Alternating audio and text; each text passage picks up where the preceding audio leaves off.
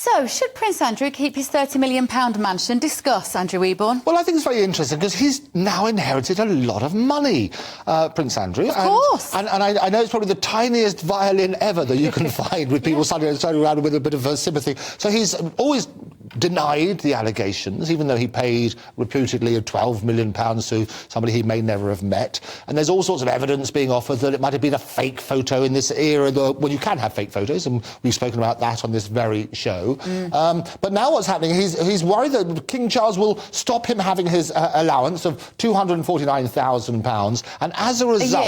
A year? So he has £250,000 a year just for his wages? Just for being... because he's no longer royal duties, but this is what the Queen used to give him.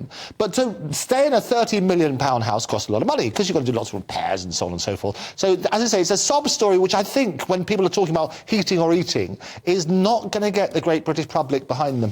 It really isn't, but I think it plays into the arrogance of the Duke of York. Yeah. I really do. I mean, from what I've read about him, he's he's got a very inflated opinion of his own self-worth and his intelligence, apparently neither of which are as good as he thinks they are.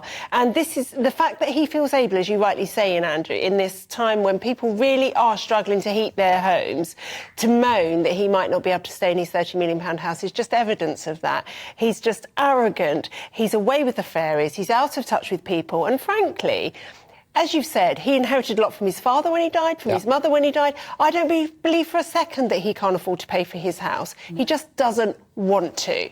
Yes, you're absolutely right. And in fact, you've all been getting in touch. We were talking about Harry earlier. And a lot of you are saying that actually he has walked away from his royal duties. This is the one that I like. Dee said, even Princess Anne, the Queen's daughter, who carries out endless events a year, only ever gets protection at official events. Harry and Meghan would have been the same.